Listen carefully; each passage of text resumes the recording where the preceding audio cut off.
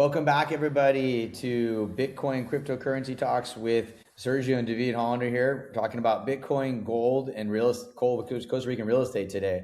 Sergio, how you doing? Hi, David and everybody. All good around here. Happy Monday, and with a lot of topics. I think it's a great moment to have this third episode. Yeah, I mean, let's jump in right in today. So yesterday we had a big moment in Costa Rica. We had a presidential election yesterday. Laura won, and it was something that was interesting to me to see that one of the first times in the history of Costa Rica that the TSE allowed donations in Bitcoin and Ethereum. Their ruling was you had to convert it to colonies within like 5 days or something like that. But anything you can add to that? Yes, I mean, at the end of the day, it's a really positive moment. Number one, I remember in the past episode we talked about Costa Rica and the political stability.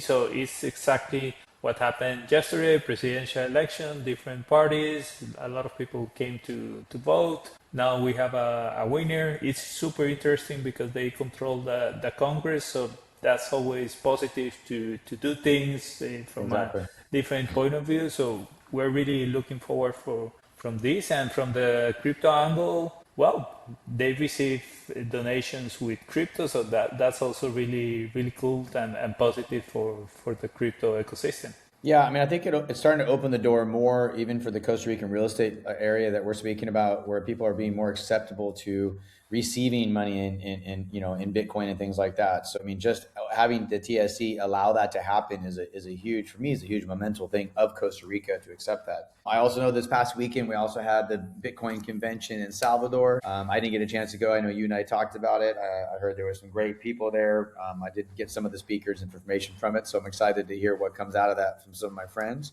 But today, I think we wanted to kind of dive into what's going on in our market here. What's the feeling of Bitcoin kind of reintroducing itself into Costa Rica, and then also talk about the markets coming back. I mean, obviously, gold is up about 80%. I think silver is like 250% over the last year. And Bitcoin's kind of hovering right where I like to buy it at, around that 77, 75 marks. I think that we're in a good move. I mean, I think some people are obviously always get scared things are going off, but this is where the time, I think, just like real estate, there's always a buying period, right? There's a time where things are going to grow and start to expand on things as well. Any comments you got there and ideas? Yes, and like everything, you need to understand about the macro and what is happening, because people say, for example, hey, Bitcoin is coming down. There's a lot of fear, everything. But number one, everything has been coming down. At least today, we have a government shutdown happening in the U.S. Gold and silver were growing a lot, but in the last days there was a huge sell-off. So the prices are down. A couple of days ago, silver was 30% down. That's something that has never been Yeah, seen that's great. in decades. All this has been coming down. I think it's from recent highs like 10% down. Bitcoin right now is like 10% down from the last time we talked, more or less. But like Well, you it's been said, hovering right there. It's been hovering right about 83 for the last 4 months. I mean, it's holding steady in that level. And like you're right, the shutdown. And I also think some of that's also based on the fact that Trump just brought in a new Fed chair. So I think if I remember his name's Kevin Walsh. And so I mean, there's or Warsh, I think was his name.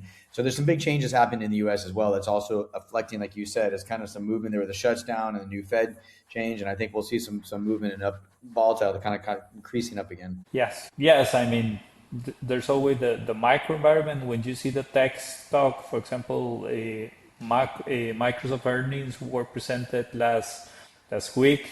They were not good. So all those factors combined always always impact. But in our company, for example, we received a lot of requests last week for people with USDT, people living in Costa Rica, foreign people with USDT calling us, hey, we want to swap because we're taking the Bitcoin low price, and we're seeing purchases on of the hundreds of thousands or a couple in the millions, swapping from stable coins to Bitcoin. So there's always an opportunity. Well, I mean, Bitcoin's always treated as a risk asset in the short term, right? So, I mean, at the end of the day, you know, it behaves like money in the long term, right? So people are going to be looking at, gold usually moves first, and then you've got silver, and then Bitcoin kind of follows along with that, which is similar to like our real estate market in the relationship to what happens in the US, right? The US starts to move, interest rates go down, and then we start to see that push in Costa Rica, and then you and I start to see a lot more action via the crypto escrow company and stuff. The family offices start to call more because you're seeing a release of money coming through, whether it be the market being better or Bitcoin going up in price, something like that, right? So I do think that we're going to see the cycle. This next cycle is going to be really big for us. I mean, this is an historical cycle for gold, which I think is going to put a lot of interesting. I mean, gold creates a comfort level for most investors and people around the world, right? And so as you see that happen historically, I think that's going to give us a really big push in Costa Rica, which we've already seen over the last month. I mean, we went from a market in 2025, which was pretty much, I'd say, dead. I mean, we've got deals done to all of a sudden coming into that December, late December, January market where now we're getting constant showings in all realms of real estate around the country. You and I have crossed paths between Santa Teresa, where I was with a couple of weeks ago, working on a deal there. I was up in the Papagayo Peninsula. I mean, so there's a lot of activity coming back, and that's based, I think, on the security or good feeling of gold moving everything with silver as well. Yes, and also, for example, last week I was telling my colleagues, hey, really the now the year is starting because we are receiving back calls from escrows or from real estate companies. Hey, I have this client with $2 million in Bitcoin. They want to buy this house or help me with the process. So we receive multiple phone calls, and now people are getting ready, and this has always been like we discussed in previous episodes, a diversification strategy, because even if you have tons of Bitcoin, having a real estate in great location, it's good for your portfolio. Yeah, I mean, it's consistent. Bitcoin lags until it doesn't, right? Everyone's down, they're worried things are going to happen. It is, but it's very similar to the concept that you and I have been chatting about with the different crypto buyers that we have, or Bitcoin buyers that are buying real estate here and in Salvador in different areas that we're looking at. In my point of view, real estate, one of the best opportunities usually comes up before all the rates come down and things start to get affected, right? And I think that's really the next drop is right now. We've got a new Fed chair in the US. We've got a new president in Costa Rica. I mean, just in accepting, Bitcoin and Ethereum for donations for the campaigns is a big opening to see that we're getting ready to see a big bump in things, I feel personally. I do think in the next month or so, we'll start seeing an increase in Bitcoin and things starting to take a more of an upward pattern. Yes, and again, here in Costa Rica, I mean, the political environment is great. Like we discussed before, this new government has a lot of great ideas. They have the power or the Congress to implement it. So this will benefit the country and the real estate properties in great ways. And also there's an angle that I have been seeing with lots of crypto holders that is, hey, I'm buying in Costa Rica. Of course, I have crypto. I want to diversify. I love Papagayo, Nosara, Santa Tere, Dominical. But Yeah. there's also the longevity angle because hey, I'm coming to Costa Rica because I want to live more calm, less stress. There are longevity clinics we have in Nosara, for example, one of the five blue zones that we mentioned before. So as part of the equation, longevity has become a very consistent topic for this type of clients. Yeah, I agree. I mean, there's a statement that I always say, which is, Costa Rica equals quiet, not weak, right? Costa Rica, a lot of people look at it. We've got no army here. We've got, a great government. We're quiet at the things that we do. But I mean, if you really look at overall through Central America, we've grown in such a strong, government and or country. I mean, the whole country, anywhere you go, has an economy based on, let's just call it, tourism based upon in the cities. You've got a lot of tech companies, things like that coming in. And I think with the emergence of what Bitcoin and what these different assemblies are happening. I mean, like, I believe right now that we have, I don't remember the name of the conference coming up. There's one in San Jose, I think, coming up that I haven't been to yet. It's like a Bitcoin, it's not called the Bitcoin jungle. That's more of the Southern Zone area, which is spread around Costa Rica. But there's a Bitcoin conference, I think, coming up in Costa Rica as well. So you're really seeing that adaptation of people feeling comfortable, people feeling willing to spend it, people willing to accept it. And for me, it's really pushed quite a bit. I would say over the past or last going into this first quarter, I mean, we're only into February, so we're just halfway through it basically. It's only the second. I've already looked at about 4 deals that I've already signed up in Bitcoin and real estate in Costa Rica. And like you said, people converting kind of, they were holding on to USDT and they're converting back into it, which you and I have that conversation as we build the escrow company that you and I are working on with DigiPlat. So I think that's a really good thing to step into. Speaking about, what you and I are going to be looking at this year, how we're going to use your family offices to gain more traction, i.e., via the escrow company, working with other real estate companies around the country and or some of the higher net worth individuals. Yes, no, absolutely. For example, earlier today, with the family office community hat, we're planning the community days. This is going to happen in Miami in May, and some families that we were discussing with, they were saying, "Hey, but let's keep the Costa Rican topic like we did in October at Harvard when we had our previous event. Let's keep the Costa Rican topic, what's had happened regarding real estate, blue zone, Bitcoin." So there's a lot of interest from families, not only from Latin America, but also from Europe about here. Every time we mentioned, in my case, that I mentioned that I'm from Costa Rica, hey, there's a huge topic, not only conversation, investment point of view, real estate opportunities, which areas are trending. Some people have heard. I was in Barcelona and the guy was telling me about Santa Teresa, his classes, everything. So it's super interesting. No, and I think there's a big door opening up. Our mother company, the mother company from Compass, actually just purchased out the main real estate franchises in all the U.S. Right, so we're sitting at about 350,000 large realtors around the world. And I was just in Beverly Hills at a conference, and I was meeting with Robert Etkin and a couple different people, and just a really global meetup. And what was interesting to see is I was meeting with actually my office from Dubai, which I believe you're going to be heading out to Dubai sometime in the next 2 months or so. You had mentioned to me that there's a really good overlap because we're getting a lot of our crypto or Bitcoin investors that are coming from the UK and areas like that have already purchased in Dubai. And my office in Dubai now is having a lot of overlap with us. I mean, I've gotten, I think, 3 or 4 phone calls in the past 2 weeks just saying, hey, they have a condo or house here. Now they're looking to kind of be somewhere else, right? From like the desert to the jungle, let's call it, right? I don't exactly know what the push is for it. But as you said, Costa Rica is still on the tongues or on the mouth of everybody really easy. It's coming out as you go anywhere. I know we've got the Miami Boat Show coming up as well. We've got some people that are going to be kind of presenting some projects and things there. And we've already gotten questions and stuff in our initial mailers that have gone out. Hey, would people accept Bitcoin and the property in Costa Rica, things like that. So there's just definitely a lot of movement. I think the overall theme this year I'm seeing is that the mainstream is starting to accept everything a lot quicker. And I think Costa Rica is really getting primed to be one of those force or players in Central America. I mean, obviously, as we know, Salvador's already become a big force there.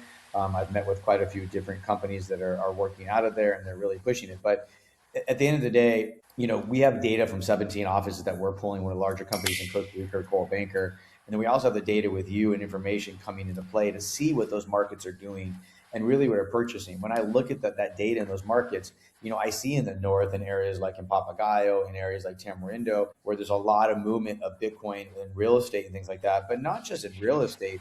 I mean, there's people making the effort to do businesses. I mean, the Bitcoin Jungle Group, which hopefully one day we'll get them on our podcast with us here, has really made a push. I mean, they just put a video the other day of somebody doing, a full day of like 22 transactions in Costa Rica, from buying a coconut to, purchasing food at the feria to the restaurant to taking a surf lesson to doing all these things really from the Bitcoin Jungle app, which is becoming one of the largest like associations of Bitcoin users in the world, from my understanding, in such a small area in such a quick time. So it's really showing the adaptation of that in a country that is not fully accepted it yet, but is definitely opening the doors to things that we're doing. So I don't know what you've seen on that part as well, or what's your experience. I mean, you're sitting more in San Jose than I am, so you're seeing a lot more of the family office aspects of that. Yes, for example, in here we have the Blockchain Association, and it's a group with a lot of innovators and everything related to crypto, Bitcoin opportunities, and a lot of also uh, uh, tools that are available in the market. So, uh, like you said, it's not like in El Salvador where their flag is from the president, hey, the Bitcoin country and everything. But when you dig, you start to understand there's a lot of flow of Bitcoin, there are a lot of transaction happenings, and in different ways, because when we talk about real estate, it's not sell your Bitcoin and buy your dream house. Sometimes, like we did in the past, is use your Bitcoin to leverage, get liquidity, and buy your dream house, but you still got your Bitcoins. We're starting to receive some requests about those type of financial instruments. So this is something to keep in mind about the different angles where people are able to leverage and to take advantage about their portfolio. This has been happening in San Jose, but also in the main coast areas. Yeah, I mean, it's becoming one of the best asset classes, right? I mean, I think it's had the biggest increase over the last two couple decades, right? And anything in the stock market that's been doing as well. So, I mean, I think right now we're in a waiting room, and it's an area where smart positions are going to wait. They always have. They're going to hold. Like you said, people are going to take a lend and get it. They're gonna spend at a low rate on it, but they're also going to buy more now as it goes down. I mean, I think there's also something to be said about Ethereum. You're going to start seeing a bigger push on Ethereum. It's definitely becoming more accepted. It's kind of seen it pop up a lot more in the different circles. XPR is starting to see a little bit of move in the financial markets in Japan as well, as they're getting adaptation with the banks and stuff there as well. We haven't seen as much of that in the U.S., but I mean, I think that it's there's always like I said, we're always a little bit of an overlap or a lag to the U.S. and Costa Rica or other countries, right? So I do think that as we see real estate pick up in the U.S., as we see things change in the markets and rates come down and things like that, we're going to start to see that flow over in Costa Rica. And I'm hopeful that Laura coming into a term here with the same party, that will give them the ability through owning Congress in Costa Rica to really make some changes. That one, I'd love to see some, obviously Bitcoin or cryptocurrency changes, but I believe also just looking at our inflationary, where we sit today and how to make the colony a little bit stronger. I know there's been a lot of talks about security, but I think that can be solved fairly easy with some enforcement in that sense. But I do believe that we're looking at a moment now where the first time Costa Rica is seeing Congress being owned by a party for the second term. And that's a big moment for us, because that means that change could happen in a faster rate than normally has happened, right? And so, I think that we're following along with Trump in a way. I mean, he's got a lot of things coming up. I think that's a whole other conversation for a different podcast. I mean, you can hate him or you can love him and that kind of concept. But, my point of view is, I'm looking at, I've always said gold protects wealth, real estate stores it, and Bitcoin tries to reprice it, right? And so at the end of the day, that's where I think that's where we're going right now. I think that Bitcoin is really going to help that. And then there's a whole other conversation of AI coming into it. But I think if we can bring the technology and people to Costa Rica, which we are, and accommodate them by adjusting our rates for maybe the 13th month salary, things like that make it more accommodating, and it turns us into like a mini Singapore in another way, right? Singapore really attracted the 10 companies to come in, and I think Costa Rica has one of the best opportunities for that. I mean, we are a smart society, and companies like Intel and Procter & Gamble, they love being here, right? They love the workforce, right? You're just not going to get that in other Central American countries, because our country really has focused on education. So I'm looking forward to see what this next 4 years is going to do. Yes, no, absolutely. And when you start comparing Costa Rica with other, let's call it Bitcoin hubs, for example, Dubai, El Salvador, Thailand, Switzerland, Singapore, as you mentioned, nobody has all the ticks from, like we said, hey, longevity, we have the blue zone, political stability, the local taxation model, that is something important, the nature. I was talking to a guy that came from Dubai, and he was saying, hey, for me, being in sandals with shorts, walking in the forest, in the beach, is completely amazing, because he used to be using his work from air conditioning box to other air conditioning box Yeah. in Dubai to other air conditioning box. So this is why people love about Costa Rica. And then on the macro angle, something that I don't want to forget is what is happening with Tether. I don't know if you saw, but they just announced USAT, that is the stable coin, but designed for the US market with all the US compliance requirement. So there will be a lot of people using that stable coin compliance with the US, and hey, eventually making, if you have stablecoin, it's because you're doing a transaction. You're buying a Bitcoin or you're buying a Costa Rican This real estate. So that's good too. is this one that's affiliated with Trump's son? No, that's a part of a Tether portfolio. February. Okay, yeah, there's a different one in Yes. there. So okay, It's like when Binance created Binance USA, that it was like a separate entity to be yeah. compliant with the US. It's the same case, but for Tether. Gotcha, gotcha. Yeah. No, I mean, like I said, I think we're living in great times. I'm excited about 2026. I mean, like I said, the market's bounced back. I love what I do. I love the real estate part of this. I love running the master franchise. I love doing an escrow company with you. I love to with us, or you're starting to be in the board of the escrow company, I should say. I think that there's a lot of action, and if you love what you do, you have fun. So I know you and I have talked about this year that we're going to continue doing this podcast, maybe even a couple more times. We're working on trying to get it up on Spotify in a couple of areas so that people can see it a little more in detail. We'll get there. But, the idea is really to grow and keep consistency of what we're doing, because I think that we're at a time where there's just so much change coming at us so fast right now, right? And it's just an amazing time. And so you and I have talked about a bunch of things that we're going to be working on this year. So I'm excited to bring that to the platform. I think that, the family office angle, the real estate angle, right now it's just watching the behavior of Bitcoin, watching the behavior of real estate in Costa Rica, right? And a lot of times what was happening is you watch those behaviors when things are going down, and the things, you see it really, it's funny how it overlaps. I mean, you see fewer buyers, you see more people buying Bitcoin, but you see fewer transactions. It's the same thing in real estate. You see fewer showings.